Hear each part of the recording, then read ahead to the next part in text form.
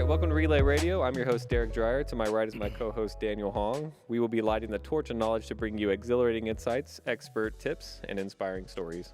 Immerse yourself in the world of business, entrepreneurship, and life as we pass the baton of knowledge, empowering you to sprint towards greatness. Today's guest started the fitness YouTube movement. 12 years ago, he created his first vlog, and after thousands and thousands of videos, he has amassed just under 1 million subscribers. Owner of Alphalete, Alpha Land, Summer Shredding, 3D Energy, Dog Dad, and new husband. He is Christian Guzman.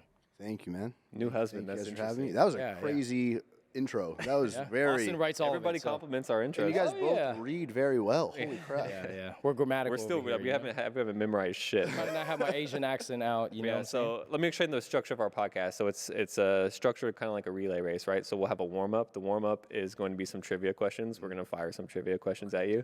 Then we're going to go into 4 different legs. The first leg, we'll talk about your personal life. Second leg, we'll talk about social media. Third, business.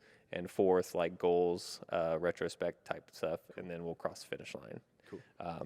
So yeah, a little bit different, unique type of structure here. We can time it. All right, so Ready to start? let's start some Get 30 trivia seconds. questions. Answer quick, kind of spitfire. Yep. If you got it, if Okay. you got it that Oh, quick. gosh. Ready, set, go. What country was the band AC/DC from? England. Who had the first gym in America? Gold's Gym. What does WOD stand for? Workout of the day. Where does Bruce Springsteen sing about being born? Being what? Born. Oh my God. You're a Bruce Springsteen fan? Is this? It's a song. Sings about being. I've listened to his book. Oh my gosh. I don't know. What's the largest state in America? Texas. Time. Sure about that? Fuck. Oh. Sure about the? Ask your wife about that one. Yeah, ask your wife about that one. Yeah. Okay, AC/DC is from Australia. I think they're all wrong. The first gym is YMCA. It's the YMCA. I would have said Golds too. I feel like that's. Yeah, I feel like every bodybuilder is like Golds. Yeah. That's is pretty the recent. first meathead gym. You know Tom Platz was going to invest in that one? He had an opportunity to. He fucked up. He fucked up, bro. Yeah, damn. When he was in Venice, the guy, Gold's owner was like, "Hey, I love training with you. Like, we should go in on this like gym business." And he's like, "Nah, I just want to bodybuild." Yeah. No one even really talks about Did you know there's only one in Houston? Only one Golds? Yeah, it's it. never Sucks hit off. ass. Yeah. So you got workout of the day. USA is what Bruce Springsteen sings about being In the born. USA. Yeah. There you go. And it's Alaska. Alaska is the largest state. Damn, dude, you only got We one. just came from 20%, bro. That's like school. I think that's what Max got. Max? Max got 1 or 2? I think so. I don't know. Yeah. Okay. I don't even know who has the most or who's gotten 5. I don't think anybody's ever gotten all 5 right. Who's the guest right before Matt? I don't know. That was like Oh, our not big that break. Taylor chick. Right before Taylor. Damn. I don't remember. Cool. Okay, so yeah, let's talk about your personal life. Born and raised in Texas. Yep. Have you always been from Sugar Land? Born and raised in Missouri City. So not Sugar Land, but Missouri City. They kind of like border Sugar Land, Stafford, Missouri City, and then Houston's like a 30-minute drive or so. But yeah, just born 5-6 minutes away from Alphaland. Raised there in an apartment for like the first 7 years of my life. My parents bought a house when we had my brother, and we moved into the house. And then, grew up right in Lakes, right there, like right next to where everything kind of kicked off. And just so people can kind of relate how I met Daniel first in 2014. 13. I think it was like, But 13. I've never said this, bro. But I was thinking I about didn't this. even know who he was. Bro, I was thinking about this on the way. So get this. This is how I knew. This is how what I thought of Daniel is like how I referred to him. I just opened the first gym ever, right? And I just started doing memberships. So I had and this is when literally 60 to 70% of all the cards I would manually type in the numbers and bill them at the end of the month. And bro, 60, 70% would get declined. And they were all my friends, right? But then Daniel's, I want to say, bro, you were one of the first 2 or 3 to ever actually get a membership. Yeah. So I was like, And your card never declined. and his card never declined. So, but what that showed me was this dude, and the way you were very reliable. You were always doing your business, you were doing shit, you were like working, but always really reliable. And I knew I could like, whenever somebody's reliable, you can kind of relate with them better and just like easier and kind of like it's more chill. Easier to talk to. Yeah, easier to talk to because you're like, you don't have to have that awkward like, hey bro, you know, pay. $20. You got that $20. Yeah. You know, so that's kind of how I met Daniel. And then with Derek, how I met Derek was funny story. Well, I'm with an ex, and I'm driving her to go. I don't know. She had to stop by your y'all's place or something. No, you picked her up from our apartment. Oh, I picked her up from y'all's apartment. From our apartment. Little 19-year-old kid driving in a Nissan to go pick up. And then he pulls up to pick her up, and you know, we're obviously she's Ashley's friend, so we knew her for a while. And like Christian just comes and picks her up, and like she leaves, and then Ashley is like, did I go in the house or what? No, Ashley was talking shit about. I was about to say that like he didn't even come say hi to us. Like he didn't even come introduce himself. Like what the hell? Like y'all are the parents or something? I didn't even come get her. I just like text her, hey, I'm here. Yeah, I'm here, and then dips out, and then comes back like the next day. Damn, that was such a long wild, time ago, man. And then that kicked off everything. And that kicked off from there. Like that kicked off Derek and Ashley like coming to the gym and checking it out, and then. I did coaching with Ashley for like a year or something, like back when. Daniel, when you first met him, was like 215, right? You were thick, boy. You were thick. You were big though. I was wearing glasses, like square frame glasses, the bodybuilding.com hat, a 2XL hoodie from bodybuilding.com. And I was just looking for like a gym that wasn't commercial to work out. What happened to bodybuilding.com? It still exists. Like, it was like it still exists, but it's like that era was like massive. Bodybuilding.com Simply was Shredded. Yeah, it was that's how I remember. Summer shredding. Like that's where you got all your supplements. Yeah. Like that was like the go-to spot. Dude, yeah. I mean, I think after like Steve Cook kind of parted ways, that kind of like 100%. diminished everything. That killed him off. Yeah, it was like him and Jamie Easton. That's crazy. Jamie Easton, I had a huge crush on her, bro. Yeah. I would always see like her and short hair. Yeah, her short hair. She's always on simplyshredded.com too, but I always see her and Steve Cook on the cover. I was like, damn, she's fucking hot. But anyways, I always was like, man, I'm not a short hair guy, but like she's pretty hot. Yeah, she's hot. Yeah, for real. Short hair. Yeah. So anyways, so we can go back to the first like personalized. Like that's our personal story. Yeah. I grew up here local. Yeah. And so your dad was always kind of like a hustler, right? Like always doing something like an entrepreneur in a way. Moving. Like always hustling. Always. Him and my mom are both like huge role models in my life for different reasons. My mom is very calm, but very business, very numbers, very like, very just like nurturing and sweet, but also like hardworking and like she got a side to her, you know. But my dad's like a lot less emotionally like he's a lot more all over the place, a lot more like. And growing up, it'd be a lot more. I mean, everything's riding on fucking pressure, you know. It's like. Yeah, do what he had to do. Yeah, he's Hispanic. He's the guy. Yeah, the guy, and he would be super. I always remember hearing the news every morning, bro. Like every day, just the news on, and he's the kind of type to let news like elevate. You know, just like if shitty news, we're gonna have a don't talk to dad today. You know, kind of day. So kind of just being gentle with that, but we just respected the shit out of him. He was always hustling, make money how he could, and you know. And I mean, even your mom, like I remember her, like she used to have her little catering thing where she would just like go walk up and down the aisles of like the salons and just sell like lunches and stuff. Fucking so, like, tuna sandwich, bro. That shit was fire. Even she was a hustler. Yeah. His mom's tuna sandwich was fire, bro. And then she was like doing like Alphalete at this early stages. She was doing our like financials. Like she did the taxes. She was like those our were the good years. We're like printing orders from the house.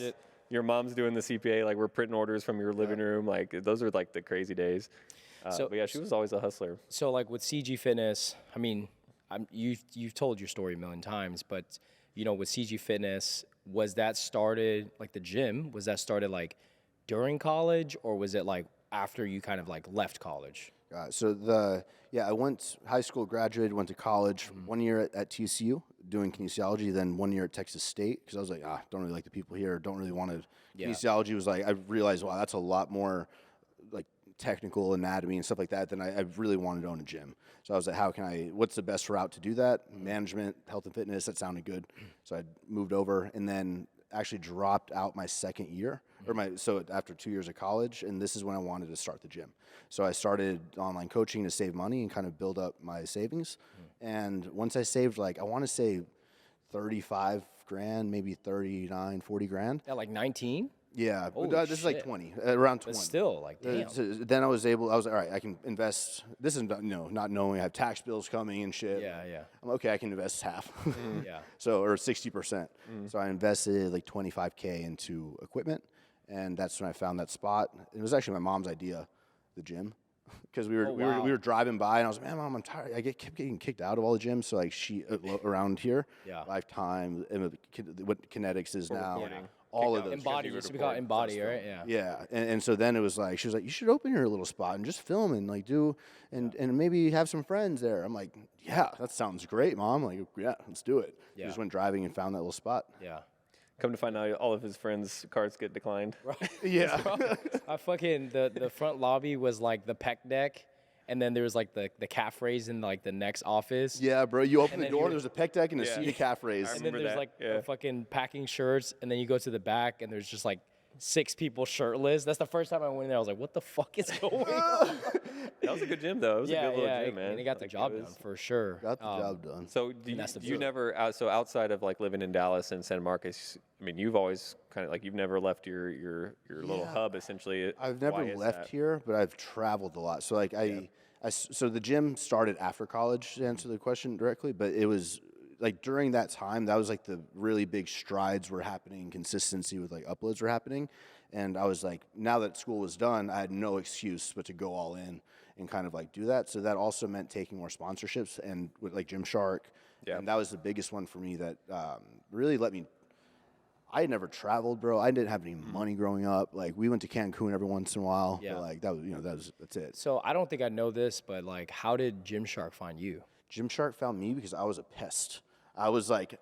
So you messaged them. I wouldn't even message them. I would buy all the clothes. I'd buy the stringers, or like 2 stringers, the blue one and the yellow one with the Gymshark, and I was so self-conscious about it. I would wear a wife beater underneath the stringer. That was a trend for a while. Yeah. A stringer with a wife beater? I was like, I can't show that much almost nip, but I could show like a little bit, So I was layering the wife beater and the stringer, but just like taking photos and like adding them. Got my new Gymshark package. Like back then, it was like it was foreign. Really cool to wear Gymshark. It was like the European. Yeah, it was like the Matt Ogus, Jeff Side. Like they were across the world in the UK, Body Power, doing this cool thing, and like they were shredded. Yeah. Dope. I want to be like I want to be indoctrinated into that crew. How would I got to do? Yeah, I still talk to Chris Lovato a lot. Bro, he's a fucking G. Yeah, I still talk to him a lot. He's Matt a looks guy. nuts. Like Matt is an anomaly, bro. An anomaly for sure. 100%. Yeah. But I forgot about that guy, bro. His physique is crazy, bro. Like he's still the most gifted. Kept it going. Yeah. Okay. Does Matt Ogus or Chris Jones, if they were to go compete together, Matt Ogus and Chris Jones? Have you seen Chris? He's got some fucking muscle, bro. No one can beat no one natty in the fitness YouTube space, like the vlog style, in my opinion, can beat him. Chris Jones or Matt Ogus? Chris Jones. No way. No way. He's like the Ronnie Coleman of natty bodybuilding. Because like Matt Ogus doesn't have a back. He just, no matter how he trains, he has high lat insertions. His back can't be crazy thick, but his delts, his quads, his calves brought up, which is crazy, and just like the formation of his clavicles with his front is crazy, bro. Like the genetics is wild. It's good for thumbnails. Yeah, for sure. You can't beat BBC, dude. Yeah. So on the topic of bodybuilding, like what actually got you into bodybuilding initially?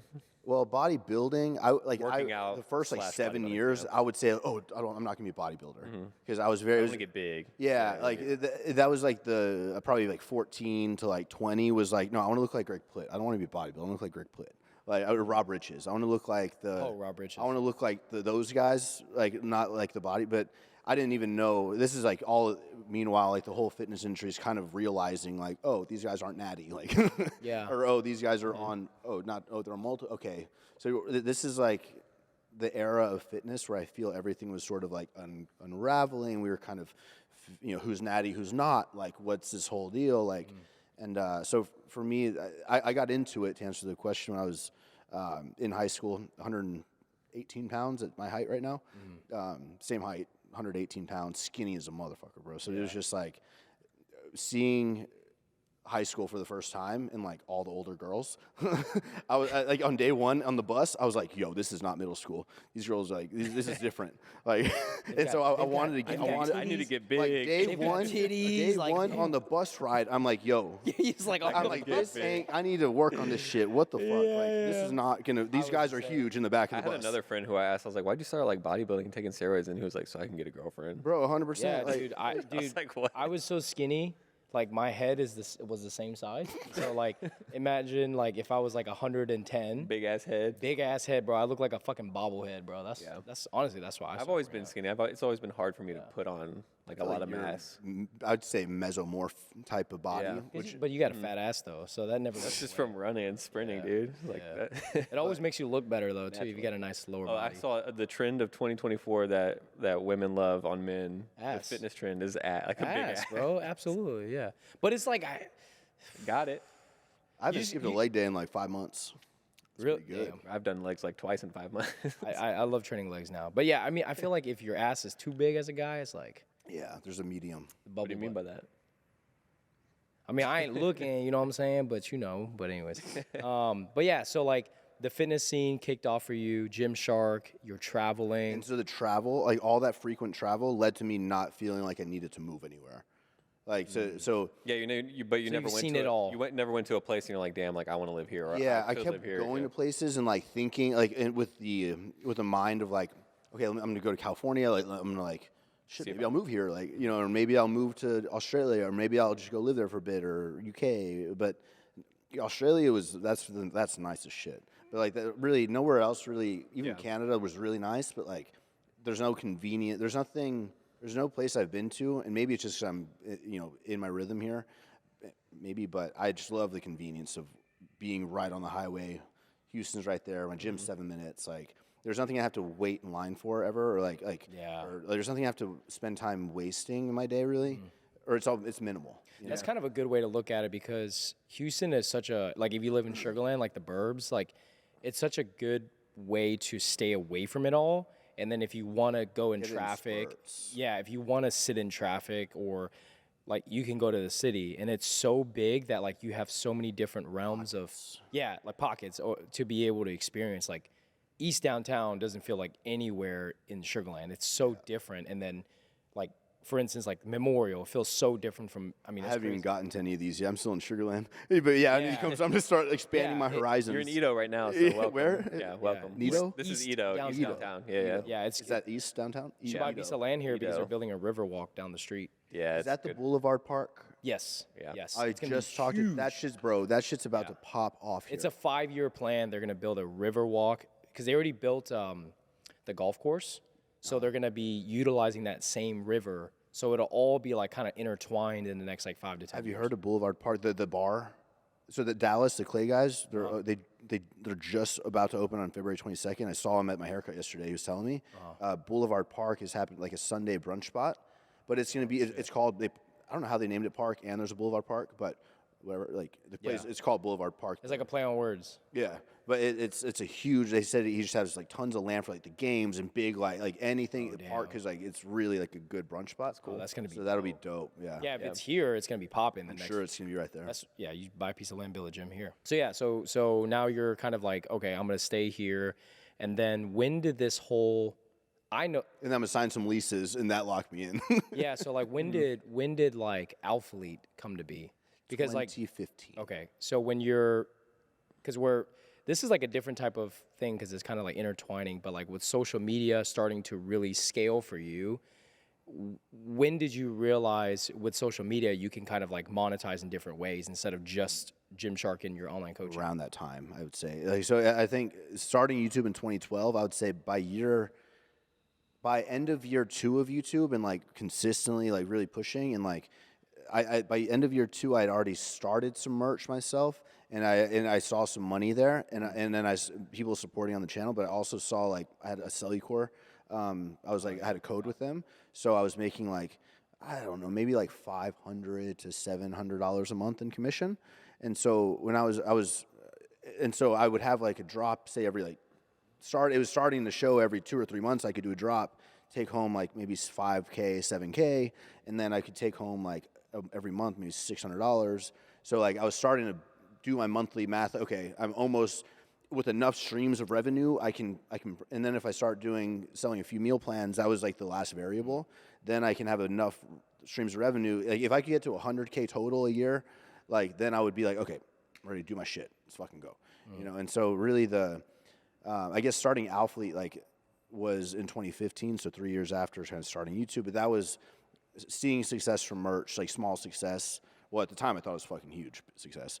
Yeah. You know, but 7K in a day? Are you joking? Like what? Yeah. I mean, that's still Crazy. That's wild, bro. It's still good now. yeah. You know? Yeah, that's wild. That's 200K a month. Yeah, You know? it's good. It's Yeah. well in a day, but then selling out of everything. So Yeah. it's like that's all my stock, and the beauty of that is there's all profit, right? So you don't have the stock issue, you don't have any expenses. So like I was able to take those years and build up to decide, okay, let me make this jump and see like let me start the brand instead of CG Fitness, and that was really inspired from Max because him doing Ever Forward instead of like deadlift bra. He had deadlift bra on his t-shirts first, and like that was like to me that was like my CG Fitness. Yeah. Then he started Ever Forward first with a supplier overseas, and so that was kind of like he just leveled me up. Fuck. Yeah. Separating your name from it. Yeah. Yeah. And the quality of the shirt was Yeah. way better. Yeah. Like the fabric, Cotton spandex, baby. blend, Yeah. bro.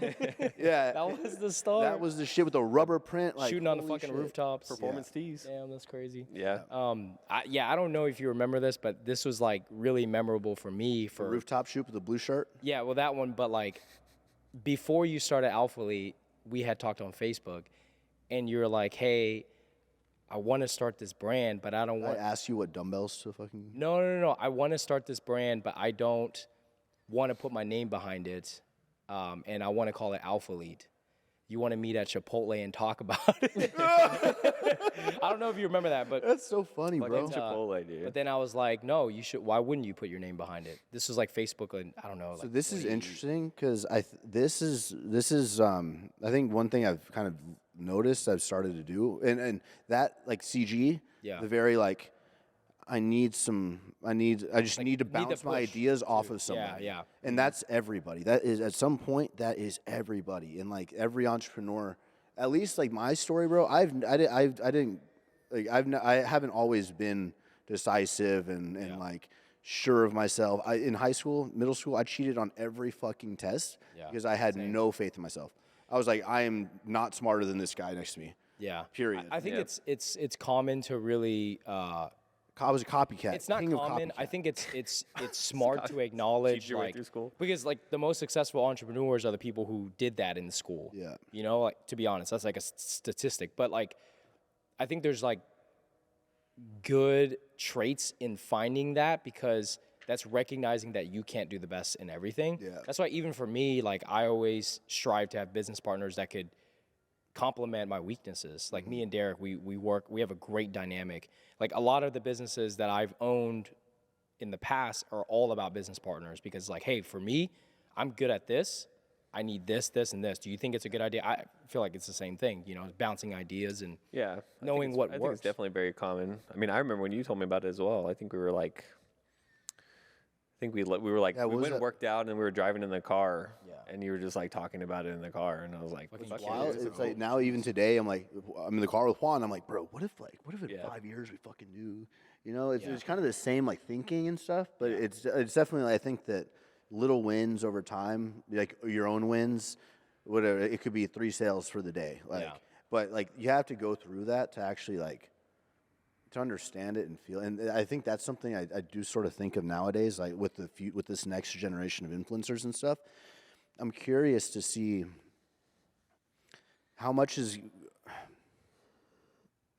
how do you, this is a tough one I'm trying to compose here, but when you take out the learning time frame and the on your own fucking fend for yourself, like make those mistakes and figure out how it works and constantly evolve, right? That's a different mindset than like, you know, let me keep just like, I don't know, let me Let me hire a mastermind and teach me the exact Exactly. I And think It's a new wave. It's a new wave of influencers, right? Like there is like with Alphalete and like around your time frame, like the YouTube boom and the Instagram boom of influencers. Now it's like now it's a circle of right. like, There's a new generation. Like now it's TikTok and TikTok sales and TikTok shop and like it's almost easier in a sense. I think that's what you're trying to say. Quick. It's like and there's so much instant gratification. Everybody's like now. You want to make $30K a month doing drop shipping and not leaving your house is what you gotta do. Take my mastermind. Yeah. I mean, let me rewind that video a few times. Fuck. There's like so much information or misinformation. AI and people can just do this for you. And capitalizing that, like,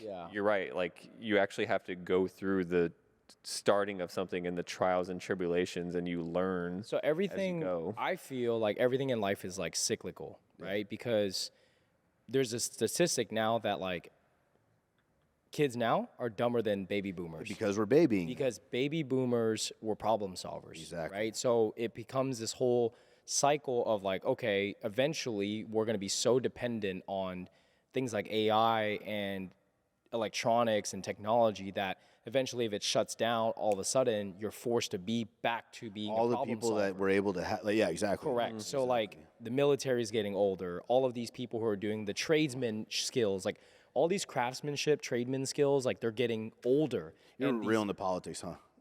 Daniel, me too. And kids now, like they can't comprehend doing things without immediate gratification. So the things that you built, for example, like it's people don't see everything, right? They've seen just exactly if they found you like now, they don't see the 12 years of what you've put.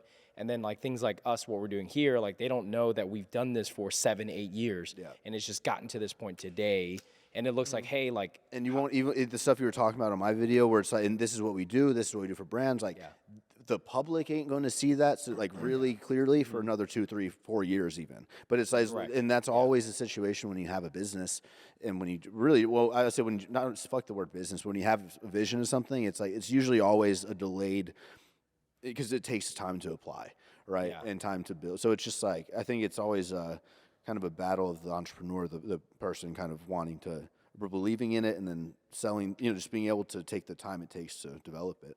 Yeah, I mean, to build like any kind of business, it takes so much work to be able to do just one thing and convey the message that you put out. Yeah. It's like, for example, your leggings, right? Like it took you X amount of years to get to that point just to put out that one product that, you made all of these errors, but then people just see it as like, oh, they made a great legging. Yeah. No one ever seen like the millions of dollars that went behind formulating that product, all the trials and tribulations behind that other product. So it's like, it just goes behind this whole thing of like influencers, like we just talked about off camera, like they sell $1 million for a brand and they think they can happen overnight for their own, and they don't understand that like shit, when reality hits in, when they do their first drop, they're like, wait, I can sell $1 million. How come I can't even sell 10 grand of my own product?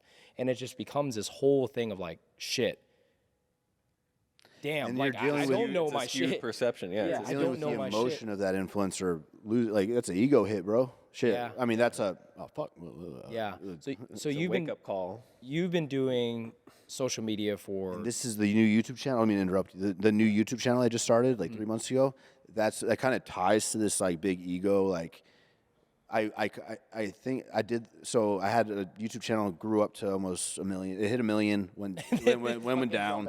But I decided to just completely like not upload there at all anymore, and just why is that? Your original channel? Yeah, and just start a fresh one, and completely. I said, okay, guys, this is my last fucking video. Link in the description. Go subscribe to this new one. I'm starting over. What was the reason behind that? To see because that 1 million number was so fluffed. I felt like because my views and stuff were not. If I like clickbaited and got my title, got the thumbnail, like really put like if I really nailed it, we'd be able to pull like 130,000 views. But average, like if even with what I thought was a really put together thumbnail title, like we're really thinking about that shit and putting hours in it and modifying and stuff, like we were only generating like between 40 to 50,000 over the course of like a week, which was really for 1 million, that's 5%, bro. Yeah. And so I think for me, the biggest thing was like, I wanted to give it one big go in 2023 with 2 shows. I was like, okay, let me fucking do. I got these collabs set up. Let me go all out with Juan helping, with Nabil helping. We have a media team. Let's see like what I need to fucking flip this channel. And I gave it everything, but it didn't. The numbers like didn't even budge. Didn't translate. Like nothing moved. So by shifting to the new one and just stripping out any of the, I stripped out all of the stress and the hours I was putting into titles, thumbnail, and all that shit. So no more clickbait? Screen grabs only, no thumbnail, no clickbait, no nothing. And this is the king of clickbait right here. Yeah. You know? Max is. Max, bro. He's pretty Like good. both of y'all. He always calls me the king, but he's pretty good. Actually, Both y'all no. have, like- yeah, yours was more extreme around like super drama titles, and then his was like very personal, like you need to hear this, or like Yeah, mine's like, My company's failing. yeah. but I think that's I forgot where I was going, but No, I think like So there's you're not doing all that dramatic, you super in depth. correct. You're just well, if you think about it, naturally like uploading, getting what- back to the basics. Correct. yeah, and then what you did was basically just for the people who cared, Yeah. rather than chasing. Hey, I who's have a really million. fucking with me? I like let's see who's really fucking. And the harsh reality, after 1 million, you want to guess how many subscribers moved over to the new channel? How much? Like 20,000, 13,000. 13,000. Wow. But now so I'm up 1.3%. 1.3%. But now that new good at channel, math. now that it's got 52.7 subs, but it's every video is generated on average right at 40,000. Oh wow! With So the 50,000 statistics are higher, and subs. then YouTube's giving you your bump in algorithm. Correct. So Because of I'm the percentage of engagement. So all that matters for anybody listening, all that matters at the end of the day is going to be your ratio. I believe this is my current belief as of today, but I really think the ratio of your subscriber count to view count on and if you can consistently get that ratio to be like above 50% viewership, I think this is my theory, but I think that puts you in a prime spot for YouTube to keep the channel fresh, new, poppin', and algorithm friendly. I think the longer that your channel's been alive on the platform, from my experience, the tougher it will be to gain that sort of. Do you feel like? from YouTube. Do you post shorts? Do you feel like shorts? We tried that this year, so I did a lot. Damn, this is good. This is good. So this is at the beginning of this year. I really dove into the Alex Hormozy. I heard him say, "I put 50 pieces of content out a week." I go, "Okay, let's go." I put 50 pieces of content out a week as well. Holy fuck, that's a lot. Dude. But a lot of that was Reels, TikTok, and that's where the media team came in. But what happened was that because I was still using my socials to get all that out. Yeah. Right? And so it ended up just kind of almost looking like this dude's just fucking so into himself. Jesus fuck. Stop. Oh yeah. Yeah. Yeah. And I started feeling, I'm like, God, I'm motivated. Okay, it's another motivating reel. Fuck. Yeah. It's kind of a lot, right? And it's also a lot because I was trying to drive all that always matters the most for me is the YouTube video, the long form video, and then I kind of taper off pieces of content from that.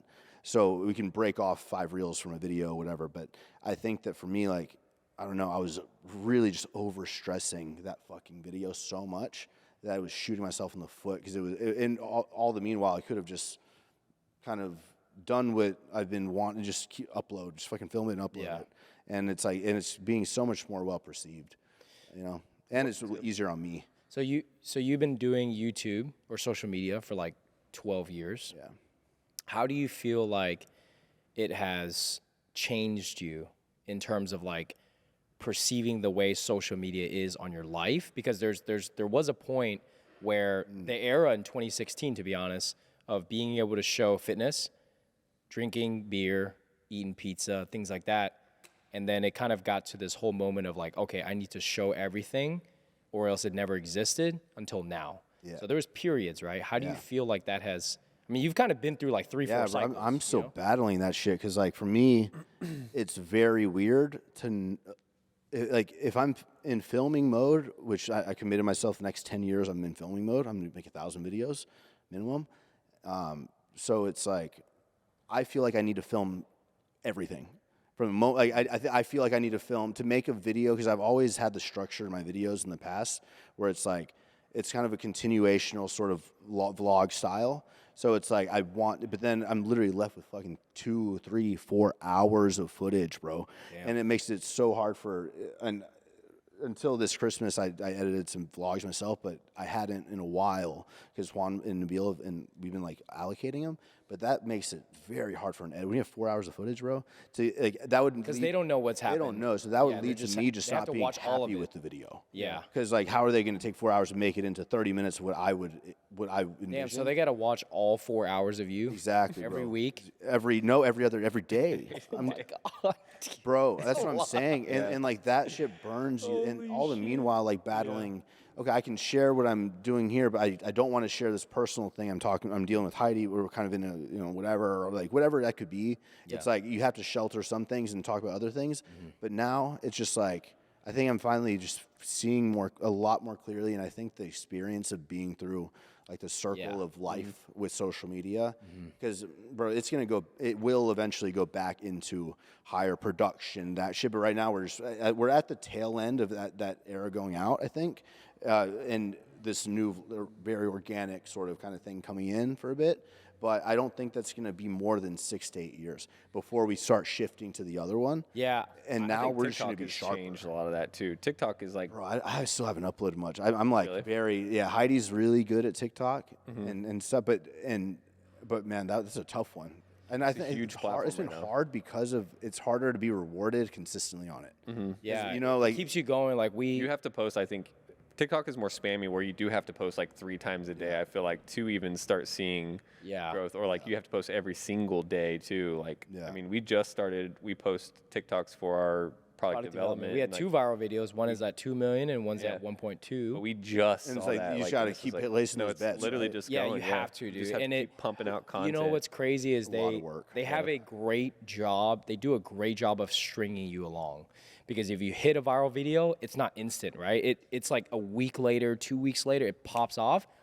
And then you'll create 5 videos and they'll give it a lot of views and then they'll go back down to this mental like pain, this mental pain I'm seeing Daniel just like that. I'm like, I need to hire for this TikTok. I can't do it. Dude, it's crazy. Like I'll get sucked in, bro. That's how it was with Reels, like when they started doing the bonuses. Oh, I was pissed when Reels started happening. Yeah, because like I started making Reels and they were like going viral and I was doing the bonuses, but like right after my bonus would end, those Reels that I posted within that time frame would pop off.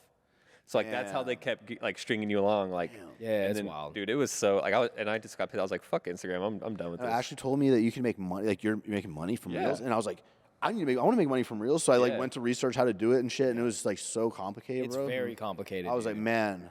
Never mind. Yeah. So I think they were definitely like they would like if they see somebody like about to like hit a bonus of like $12,000 or whatever, they'll taper back their profile and then they'll make it go viral after to keep you kind of like, oh, it just went up, So do you ever feel like there will be a point where you just don't give a fuck about social media? Wow, that's a deep question, actually. No, I don't think so. You don't feel like you'll ever get burnt out? I don't like social. As long as I'm putting whatever I want to put out at any capacity that might be.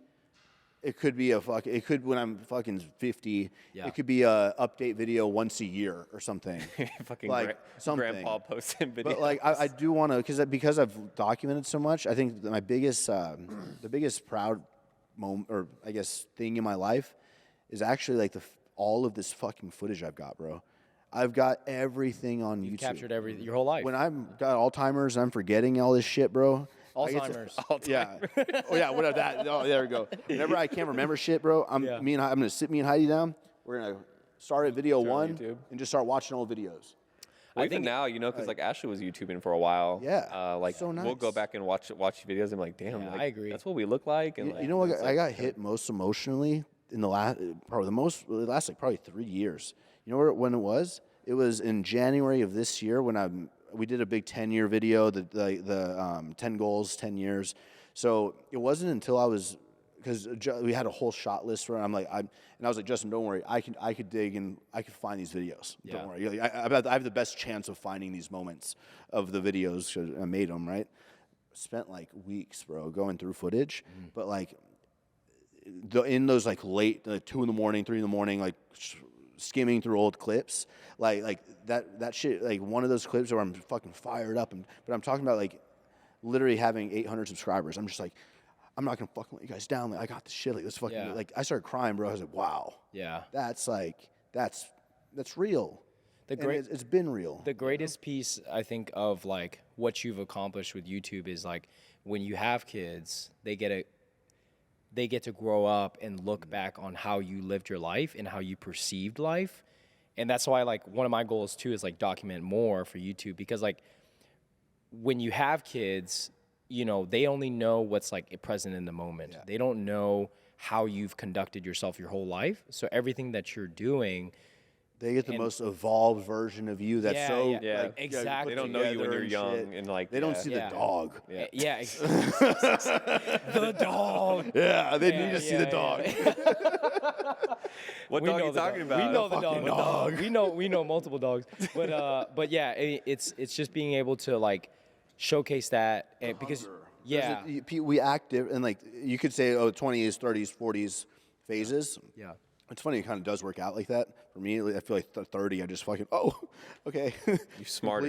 I just got smarter or some shit. Like, I just like evolved mentally. No, it's crazy because I always thought about this 32. Too. 32 now, I'm about to be 33, but like people 34. will say, yeah, you're old as fuck. Yeah, damn. Fucking my back hurts. People will say that, like once you hit, it's like right when you hit 30s, 30, bro. You have like some form of clarity, and then if you sleep on the wrong side of the bed or a wrong side, you fucking wake up with back pain, and it's a real thing, bro. I had to sleep on. In Alaska, we slept because the bed wasn't. It was kind of too soft. Fucking sleeping on ice. I went to go sleep on the floor, bro. For Sleeping 3 weeks, we yeah, slept bro. on the floor. Like and that was nice for the back, though. Yeah, you felt That's good. how you know you're getting old. Yeah, I couldn't imagine. But yeah, Ashley and I had to switch sides of the bed because like my shoulder was hurting. Oh my Because I would like spoon her one way, so I'm like, let's switch so I can lay on my other shoulder. So we like get the switched sides of imbalances the and bed. shit. Yeah, you know, like social media has just an interesting way of like, I mean, I was doing it for a while too. I think I have like 500 videos, but like just being able to like look back and think about how you conducted yourself. Yeah. It's like a learning lesson. Like you watch your old videos, I watch my old videos too. It's like so crazy just to look back on like even 2 years, what you were doing, your responsibilities, like how you perceive things, like what was important, what was important, how you dressed, and like it's amazing to be able to like look back on that. So definitely keep that going. I mean, what was the like moment or like reason that you picked up a camera and started recording? I think the reason I picked up a camera was on like Greg Plitt. So the Matt Ogish was shown. I was already like religiously watching those guys, right? But I think I picked up the camera. I think Greg Plitt finally talked me into it, bro. His motivating words, because he was the most like Matt Ogish and Chris were very relatable and personable. But Greg Plitt was like, grab your fucking nuts and goddamn fucking do it. Hold the camera like this. Bro, like, grab your fucking nuts. And I'm like, okay, I'll do it. And so like, recorded his first video grabbing his nuts. Yeah, I'm just like, hey guys, so it's you know what's crazy is like his video that I found him. Dance in the rain, motherfucker. Yeah, the video that I found him was on the train track. That's probably the same train track that he got ran over at. But anyways, yeah. That's how he died. Yeah, I know. Yeah, fucking wild, dude. But anyways, it was really like I knew the guys I wanted to be like were making videos, and so I knew if I wanted to be like him, I wanted to eventually get cover magazines or whatever the goal was at the time. I have to do what he's doing, right? Yeah. So it was like, if you look at my first videos, I'm doing the little 2-minute montages, explanations on the exercises, wearing the armband, like literally an exact copy of Greg Plitt. Yeah. But for free. Because he had to pay for his stuff. Yeah, that's like, going back off like the looking back on everything. That's another reason why. So Daniel and I have a YouTube channel for Relay. So that's why we decided to start that too. We wanted to just document it for ourselves. Exactly. And we just consistently post, and like we've gotten like 2-3 clients just from posting videos on YouTube. It's think about crazy. Like in 10 years. Yeah. Then you get those badass like storytelling archival. Yeah. Then you can really showcase all that. Yeah. And that's what ultimately just brings your brand up. That's like the complete. I mean, obviously with us working with a lot of people who are social media based, like we're able to relate with them on that level. But yeah, I think mainly just us going back and just watching it, and we're just like, damn, like that's where we started or like whatever. And definitely like one of the reasons this generation is all in this fucking journey together, Yeah. whether we like it or not. Did you ever think that I would be doing YouTube though? Yeah, because you've always kind of been good on camera and like. I feel like I was always awkward on camera. When Ashley would do it, you'd always like be supportive of it. So it's not a shock for her. Yeah, like I never had the desire to like. Funny ass sense of humor. It's like some me? dry ass. Real dry. Humor. It's funny as fuck. You gotta like wait for the laugh to be like. Yeah. It's like being serious right now. When we started this like social media when we started this like social media thing, it was all about like, okay, cool, we're gonna film it for ourselves, and it is good to look back on like a year ago when we started this business, but also we also wanted to be like we want to do it for ourselves, but we did want an end goal, right? Like no. So the end goal, we have an end goal. The end goal has changed for me. Exactly, yeah. So like now, if we're going to any Pack Expo, Logistics Expo, like in 5 years, everybody's gonna know who the fuck we are because we were the trendsetters in this space. Because I was saying like no fulfillment center in the world is doing this, like, which is crazy. What's dope about y'all's business model is that when you focus fully on the customer and the clients in relationships you have, like you may not be as efficient as the UPS data guys that have been doing this for 50 years, but it doesn't fucking matter because that way, that way is still very valid and needed. Yeah. But it's like, unless you have that clientele locked in and those clients that are trendy and actually like relative, then those companies are going to be doing the shit, like helping in any way they can just to be a part of actually like marketing with the people that are relevant. Yeah. You know what I mean? 1000%. And it's so cool. Like, just we're taking like the old, like we talked about this yesterday. We're taking like a business that is not sexy or like entertaining in any way. And you gotta make it a little sexy. We're bringing you insight. Yeah, we're making it entertaining, right? Like, podcast, hey, you know what I'm saying? like, who's recording running orders in the warehouse? Like, you can have fun doing this shit. Like, you know, you can build a culture 1,000%. And a team around that, and like, you know, so it's kind of fun. It's cool. Yeah. So like, you see all the like Kayla's brand, all the brands, like fucking big ass, just like brand the place with the brands too. You know what I mean? Like, in a way, like, as much as you can. Yeah. Actually, where you were downstairs, we actually have.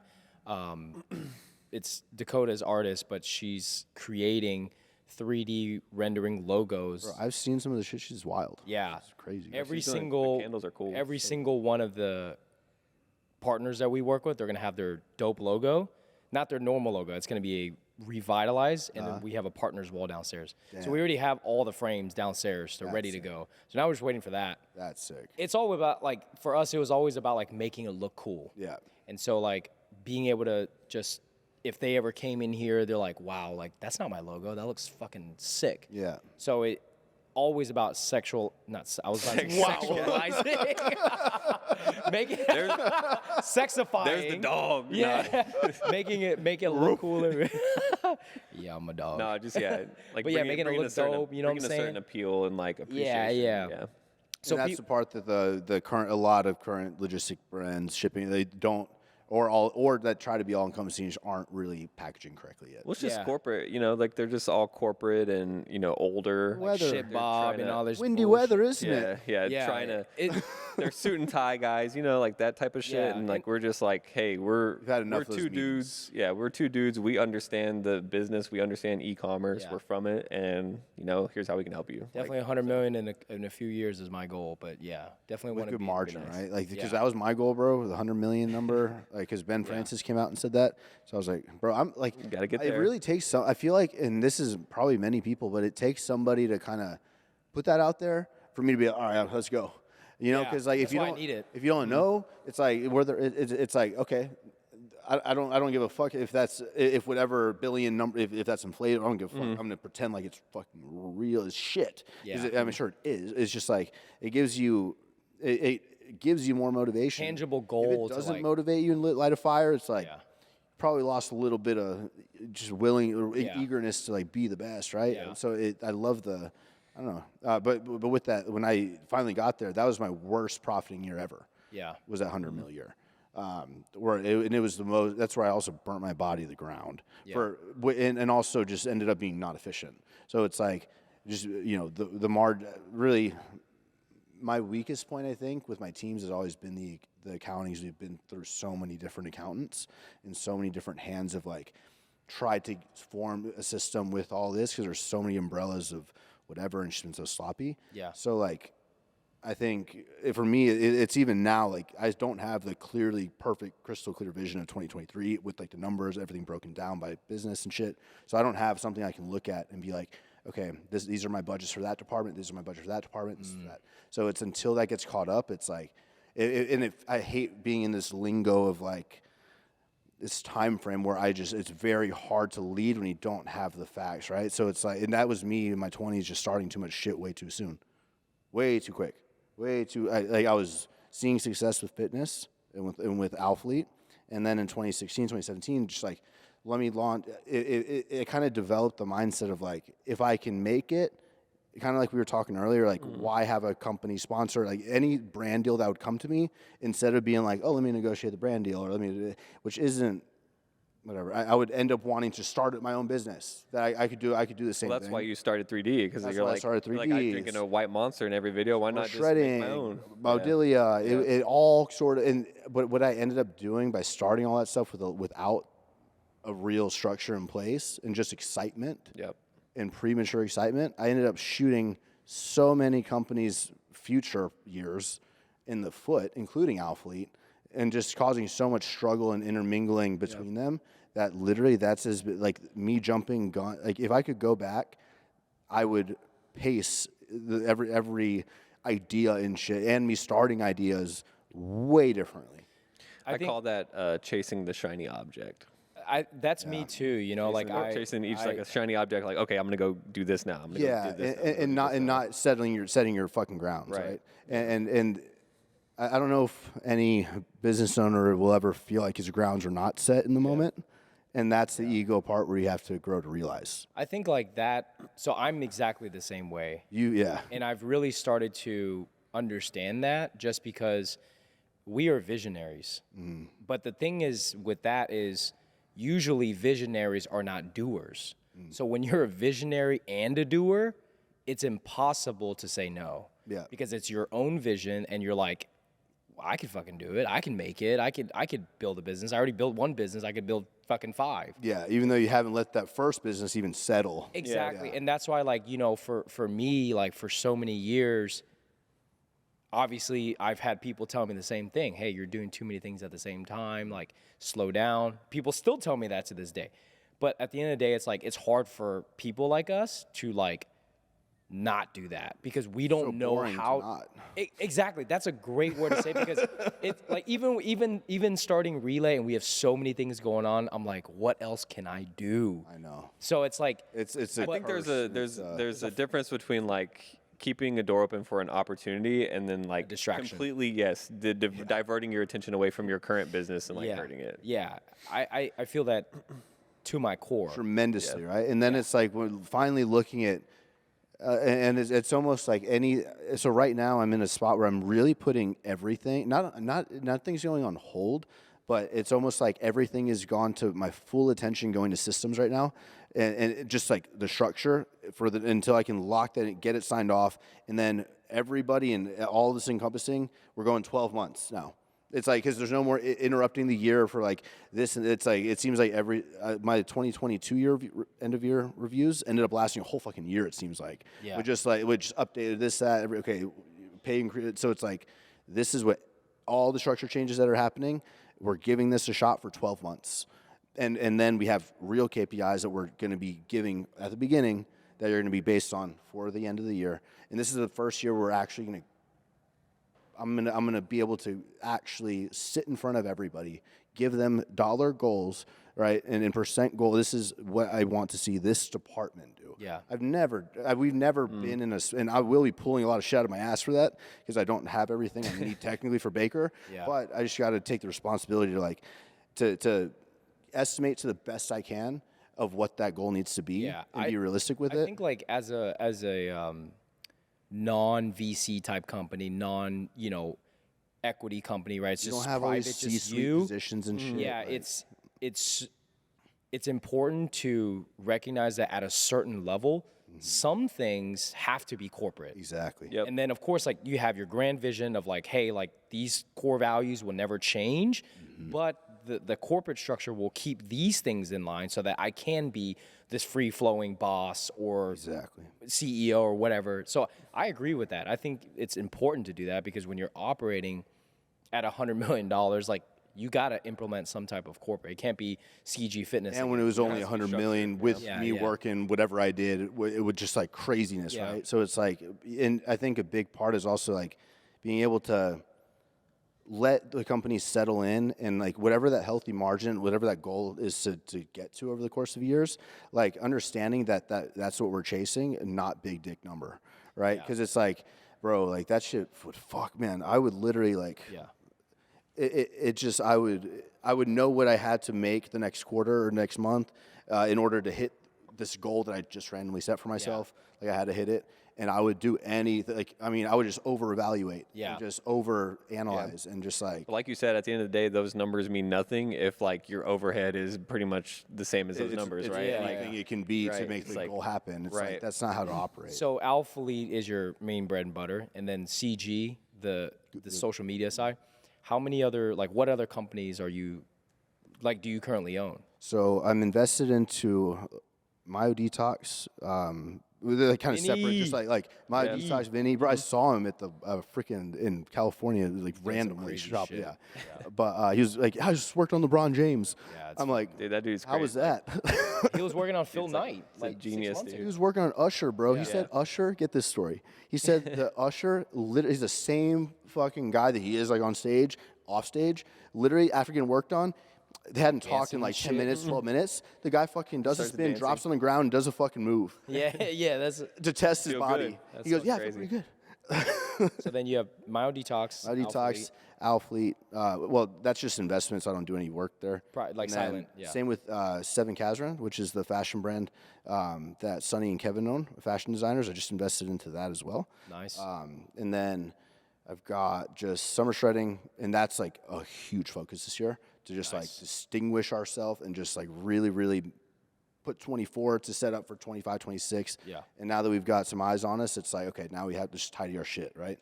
So that's summer shredding. And then my second focus is actually Alphaland this year. So like month 1, January, is just setting Alphalete up to, 12 months and go, right? But the other 2, this is where, okay, now it's time for me to really dive in with my people here on these 2 and build these, because these are actually much healthier businesses actually than like Alphalete needs some time to fucking get in its groove and see where that's at. These 2 are much smaller teams. Well, not smaller teams necessarily, but I can have a more direct, quick effect, I guess, with things I'm assigning. It seems like Alphalete's it takes a lot longer for things to sort of move because it's a bigger company. So it's like, I think by just focusing on making these 2 this year, like really the primary even split, 30%, 30%, whatever.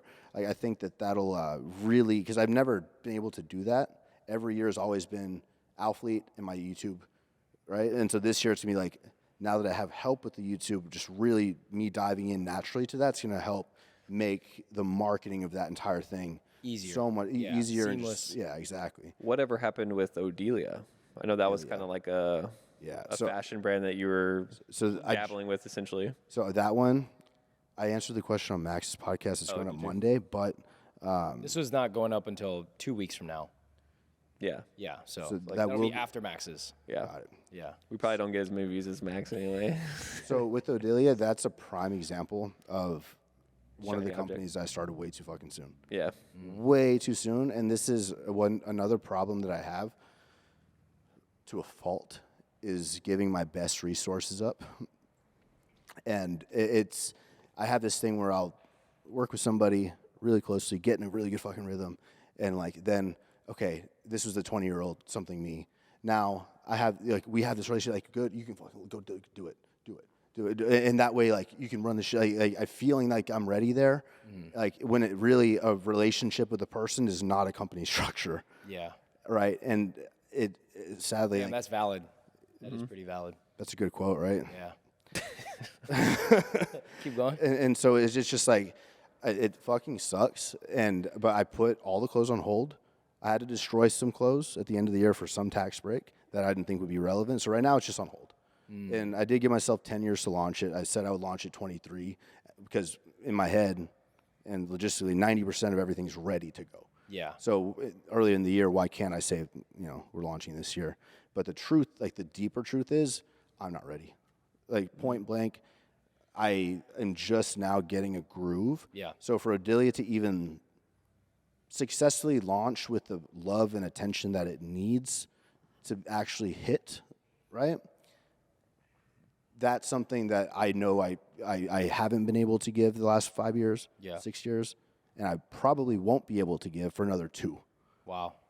Because of I won't start it until my team that I'm really investing time with can integrate and take that. I want to be able to say, hey, my people, it's like now it's time for me to work with you guys on how we're going to launch this, right? Because like that's without really being in that part of it, bro. I mean, it's terrifying. That's their whole. I mean, it's a lot of money. It's a lot of love, and it's. I want to be way too hands off, way too fucking early, and let it just keep going. Yeah. And then it comes to a point where for me, it was with the accountants. I need to see where I'm at. I need to see how much we spent, right? And so once I saw that number, then it's like, because knowing I'm internally not going to be ready, I need to put it on hold. Yeah. Let's cut the losses right here for right now, and let me pick this up when I'm ready. Yeah. Yeah. So goal for 2024: focus on summer shredding, Alphalete, Alphalete as well, and Alphaland. Summer shredding and Alphaland are my 2 this year. Yeah. What is your goal with Alphaland? Do you want to open up more locations eventually, or? So 8 months ago, my answer would be fuck yeah. Right now, it's like my answer today is we just hired in a GM like a month and a half ago, and he's got a lot of experience. This is our first time putting somebody in the gym with like gym sales, like kind of experience. Yeah. And so we're already seeing, like, it's so easy to see and to talk about like 100 million Alphalete, or we had 68,000 day passes, or I can sell you the fucking shit out of it. Just saying those things, it's like you just assume that things are so healthy, right? But then it took as simple as, his name's Nick, the Alphalete GM, but as simple as him coming in, and he did a lot of work with a lot of lifetimes, and seeing the average, like the metric for gyms is actually just going to be the actual count of people walking in a day of hours of operation versus the membership count, active membership, right? That's a very baseline. How healthy is this part of the business without day passes, without retail store, without the fluff, right? And that shit's not as healthy as Lifetime, not even close. Yeah. Not even fucking close. Like way, no. So it's like, that shows how much, if I would have kept going, let's build more. Let me just like do this right now. That shows, one, that would have eventually just drove to the ground because the businesses aren't strong enough on their own. But with this all said, I want multiple gyms around the world. Yeah. So long term, like I don't want to shut off that part of me where I'm like the visionary there, because I've met with like some people, Orange Theory, she's like that. We're just like, Mary, could you 5,000 of these? Like this is how you would do Jesus Christ. And so it's like I'm like, I don't want to open. It's not the same. I want it to wouldn't be stop the same. opening chapters when in entertaining shit. When like I know what I need to do right now. I want to have a kid. I want to get these 2 businesses like really just present and like known, and then think about the expansion of them, right? And Alphalete, I want to get to the point where I'm involved in design. I'm really involved in that part, and I want to be the number 1 selling athlete. Because I don't even know what fucking shoots are going on now. It's great. Like 6 shoots happened this week. I can't even tell you what. And so, not a bad thing. Unless I'm called in. You have to delegate. Yeah, you can't take on everything. You have to delegate. So like the marketing has been really, it's getting its groove, but now it's like it's getting the design in its groove. And the design, now that we have a women, men's fashion, and a production person, just figuring how those 3 departments are going to work while me kind of being there, just so kind of maybe a year, 2 years, and then see if I can kind of go away, maybe get a design director role there, and kind of really trust how much I trust in that marketing and photo, department. To trust in that and quantities as well. That's a production shit, just to feel really secure with what that plan is. Because right now, my Alphalete people don't have a set, like, this is a company mission for this year. Like, this is where they don't have the targets. So if I were just like, let out, like, I don't know, I really would just let it be. I wouldn't know what it's going to be doing. I still need the control there. And the hard part is just finding the people to be able to, I mean, everybody that you can find will have a deep resume, but like, will they be able to fit into the culture of your company, care about it like their own, or, just the fluff. Like the resume is just the fluff, and they're not really great at what they do. That's hard to find. Yeah. It really is. I think it's the hardest part about business. Yeah, that's too. Absolutely. Is there a point in your life that you see an exit? You know, I have always said no. That was different. and now it's now my answer is just adjusts a little bit to when the businesses are healthy, because the truth is, like, though I've been at a high conversation level, offered a lot of chunks of money and shit for percents because they're seeing the big numbers without diving fully into the financial, and into really seeing, oh, if you remove Christian, then really these companies are worth whatever 70% less than we were even talking numbers, right? Like, I don't want that to ever fucking happen. I want to, like, when I go into that conversation, be able to know my shit's backed up, and this is legitimately the healthy business what we're looking at. And when I can feel like that, then I'll potentially look at selling pieces of some, maybe some, not others, depending on where I'm at with the vision and how they're doing. But I wouldn't do anything where I wouldn't sell anything to where other people get say and shit.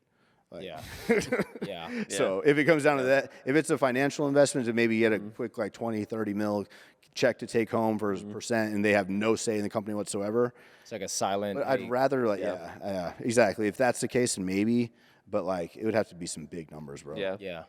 But and if that's the case too, just like go get a line of credit or already like, have one. Yeah, You don't even need it. Money's not the thing. It's I think like we had a podcast yesterday. Building sustainability, I think. Right? Yeah, we had a podcast yesterday, and super high level entrepreneur, like 100-something plus employees, but his way of thinking is so methodical.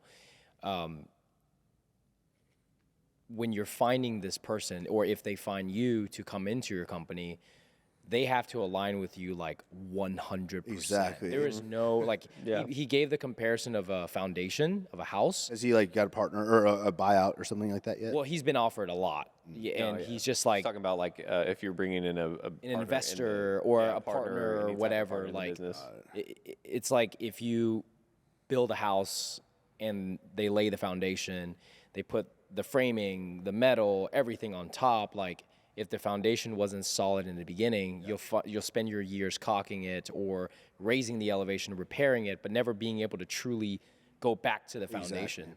Bro, that right there, that sentence, like that right there is kind of the wrap up of what I feel like is my 20s, just acting on shit without having the foundation. That's definitely my 20s. Yeah, 100%. Yeah, and that's okay. I think I think that's it's great. But it obviously leads to different problems than if you're the opposite, right? So it's, I don't know, it's interesting. Yeah. So you got a lot of companies. Great. Too many. What are some of your goals? Personal goals? Everything.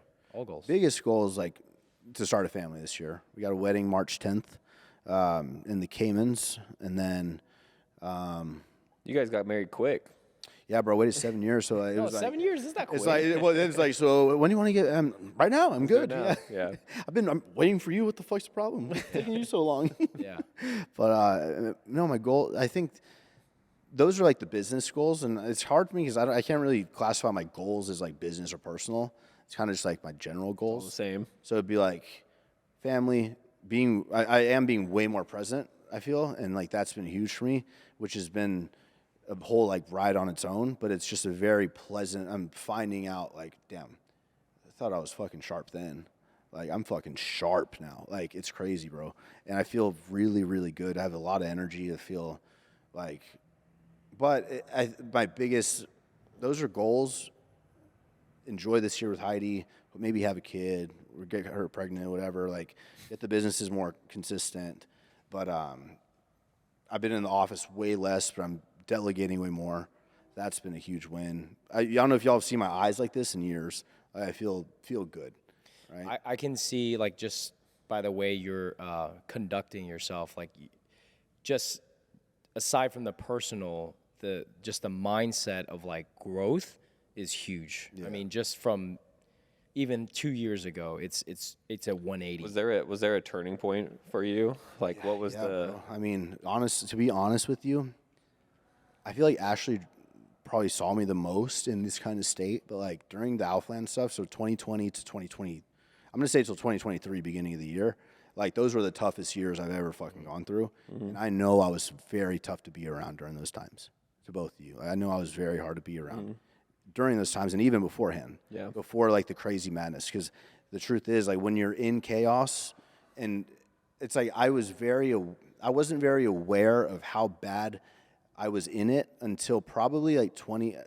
Like I was aware during the whole process, and it was fucking 4 a.m, and my eyes are burning. I'm like, I can't sustain this. I can't sustain this. I can't sustain this.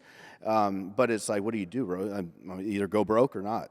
Yeah. That's your rock bottom. Was it just it's you fucking. Was it just you had like this immense pressure that you felt? It was all self. It was like I was putting more and more pressure on myself, and but I think that that's not a bad thing. But I think that when it came to the point where it was the end of 2022, and at this point I didn't have Kirby full time. So it's just contract, which is okay, totally fine. But that means I'm managing the whole department, right? And I was and I knew I was going to commit to this YouTube thing because I knew the only way to pull myself out of this hole was going to be to commit to something ridiculous that I know pulls me out of the hole, which is videos. When I'm making videos, I'm in a good spot. That's your outlet. If I'm ever not making videos, I'm digging into something I shouldn't.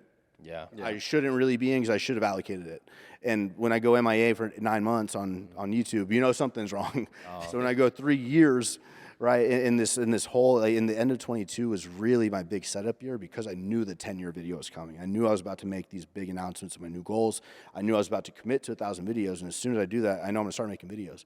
So I know I'm not going to be doing whatever the fuck is taking my time right now. So it's really setting everything up in 22 and like the first month, 2 months of 23. Like those were, I will never, ever, ever push myself to those limits again. I don't regret it, but I just, there's way smarter ways. In the exact same scenario now, I could do Alphalete with probably double or triple the sleep. I could do, because I'm much more clear. Yeah. And it's like when you're going through something the first time, you just don't fucking know, bro. So it's like, it's the same feeling like when you start seeing money for the first time. It's like, oh, whatever I did to get that money, I'm going to do that again, right? It's like, why the fuck would I not? So I'm going to take every opportunity I can. I'm going to take, if this is making me money, I'm going to go all fucking in. Like, let me see how far I can push this to kind of see what the upper limit is, right? Yeah. So I think I did that. Do you feel like you kind of like neglected your health at that time? Yeah, bro. Yeah. I would literally like joking. We all saw it. Jokingly, but not jokingly. Yeah. Fucking take me. When I'm I'm like, take me. I don't give a fuck because I will fuck whatever. Like I care about this vision and this whatever that comes first. I'm an afterthought. My body, my health, because I knew what I could endure. I knew when I was pushing. I knew when I had to take a 4-day hiatus every other week or whatever. But that's not healthy. I don't promote that shit. But like, I don't know, man. The pressure's there. It's like sink or swim. But this is like the role model that your kids will see because like, yes, you endured all of it, but at the end of the day, and you're aware of it, and now you're even more aware of it because you're like, hey, like, you've gone through some shit because that's why they say more money, more problems. But ultimately, like, your kids get to be able to show, or you get to be able to show that to your kids, like, hey, this is what I did. This is the man I was. Because I watched this, like, podcast, and it really transformed the way I live my life now. And it pretty much was one sentence is, do you want to be loved or admired? And that's like so fucking powerful because like you can't be both. You got to be one. And it's so important that like as a dad, as a husband, as someone who has friends and family, like you want to be able to have both, but you can't. Yeah. So like that's how I live my life now. Like, do I want to be loved or do I want to be admired? So you're one of those people that like you can never sit still, even when you have kids, even when you maybe have $200 million in the bank. How did that change you? I know your kids. Daniel's the only one of us three with kids. Not one kid, 3 kids. So I'm curious. I feel like the first one and the second one, I feel like and we also haven't been able to catch up much in the last few years. So I feel like that I didn't see too much difference in your work output and shit, and kind of what you were doing on social and stuff like that. Just like from an outsider. But I feel like I'm just curious, knowing a third one, that's a big change. Yeah. So how's a third one different than two? And how's one different than zero? How is two different than one? If that's a big change, and is three the holy shit? Well, like, I don't think it changes you in the quantity. The only thing that it does change is like your time, right? Like in terms of like, okay, you got 3 kids, like if 3 are crying, you only get 2 people. Like it's like the time allotment. You're outnumbered, right? But in terms of like the way I've been able to perceive things, is I've changed as a man. This is a superhero, bro. She's Superwoman. So like for me, it changes you because it makes you a better person. But of course, people's perceptions of good changes, right, throughout their life. But in terms of like just being more like patient, more being able to let things go in terms of like people who have wronged you in the past, or I noticed that now you say that. It's such a little deep, shit don't matter. Yeah, it really doesn't matter, because the only thing that does matter is when you go home and you walk through that door. Like, I get this every day. My kids are like, "Daddy's home," and I was like, "It's like, bro, like, you don't give a fuck about anything else. Like, everything else is just secondary. But at the end of the day, it's like that goes back to the whole thing of like, do you want to be loved or admired? Yeah. And that's why for me, it's like it's important for me to not be at home, because my kids will love me, but like they would be like, "Oh, well, Daddy works from home."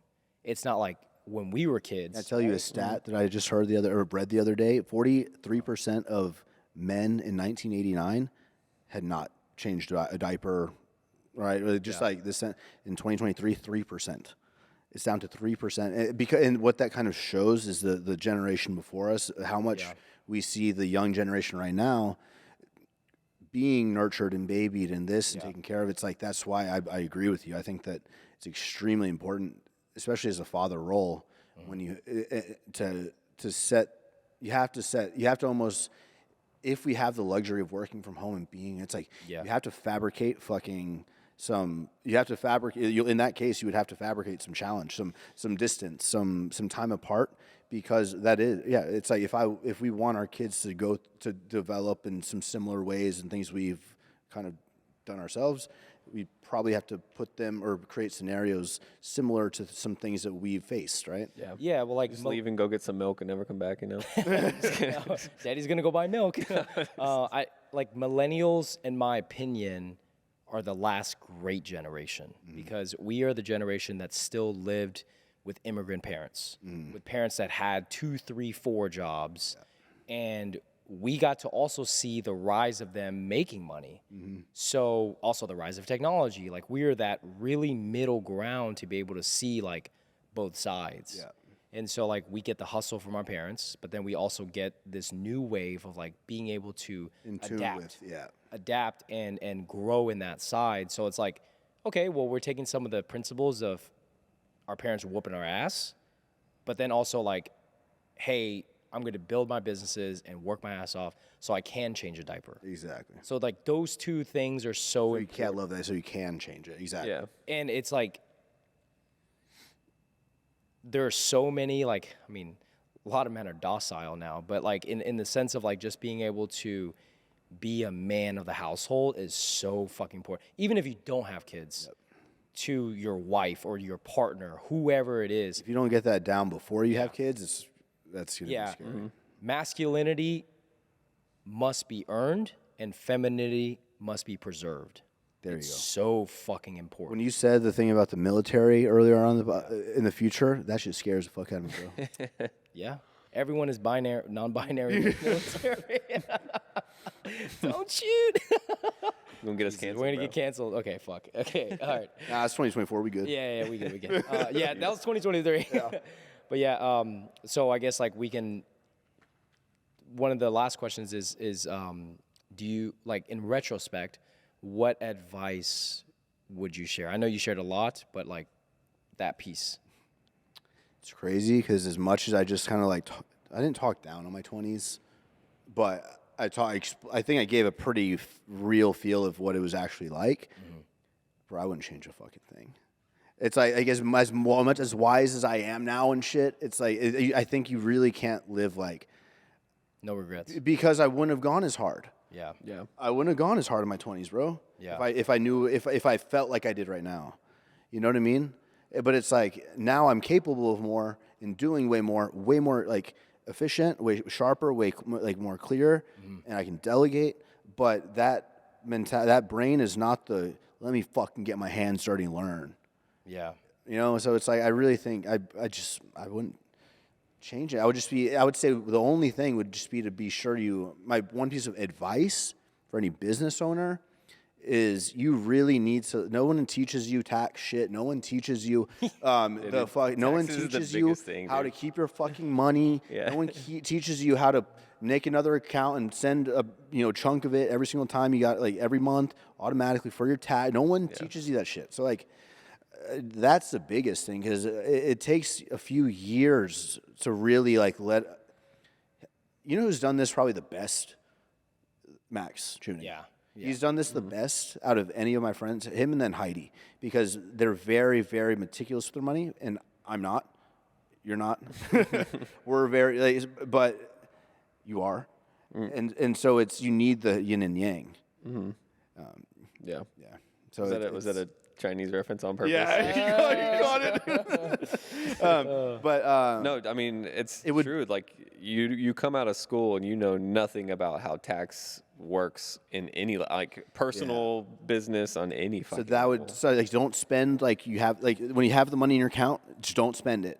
Give it 3 years before you start spending. Like, so a basic goal like that would be my piece of advice. Hire a really good just tax like planner. Like, you need to kind of understand it too, because I've been through fucking so many tax people, bro. And I just kept starting more shit, making it more complex of a structure when I didn't even have fun. So that would be number one, and it's very simple to do if you just don't overdo it. Yeah. You know what I mean? And I just overdid it to the max, and I'm still cleaning shit up. Yeah. Why are you looking at him so much? I don't know. I thought you were gonna ask a question. Yeah. Is that I guess that's a good point to cross the finish line, finish up. You know, I think you've definitely done a lot of self-reflecting, it seems. And we talked about this yesterday. As a leader, being self-aware is a really important thing. Evolving, man. Yeah. And That's what Matt said. yeah, that's what I said. That's what we talked about yesterday. Holy shit, yeah. Yeah, being self-aware and like understanding who you are.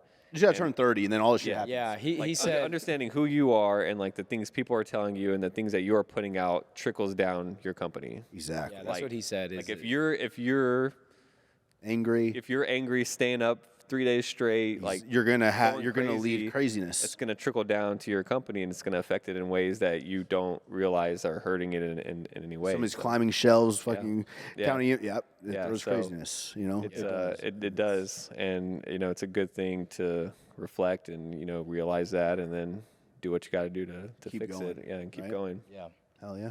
Thank you guys for having me, man. Yeah. Thanks for coming out, man. It's Thank you to the listen, bro. I gotta end this, bro. He's gotta read it. He's gotta read He's it. got his phone out Thank again. you to the listeners at home for tuning in. Together, we will sprint towards a purpose-driven future, celebrating the power of business, entrepreneurship, and the transformative impact that it can create.